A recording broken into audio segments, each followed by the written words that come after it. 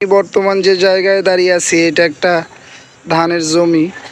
আপনারা যদি খেয়াল করেন তাহলে দেখতে পাবেন যে এই জমির অধিকাংশ ধান থেকে ট্যাগ বাড়িয়ে সেখান থেকেই প্রায় বিছন হতে যাচ্ছে এবং ধানের মালিকও এই ধানগুলো কাউকে দিয়ে কাটিয়ে নিবে।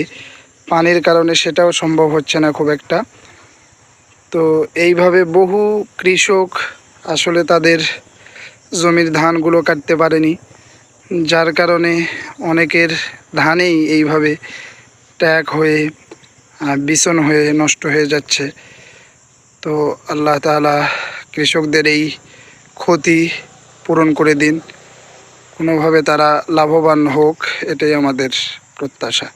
দেখুন অনেক বড় জমি, সব মাঝখানে মাঝখানে এইভাবে ধান থেকে বিছন হয়ে গেছে।